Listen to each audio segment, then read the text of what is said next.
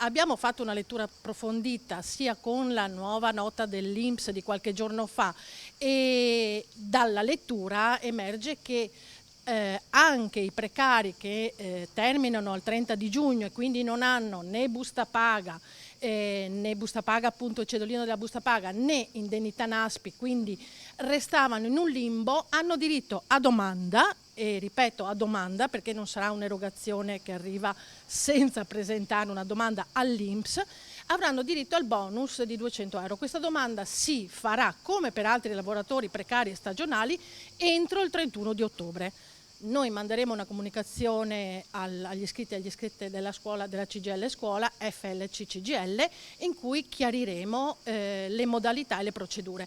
Quindi questa diseguaglianza tra le tante che si creano tra personale a tempo determinato e personale a tempo indeterminato, il personale a tempo determinato sono i precari, sono precari con sfumature diverse.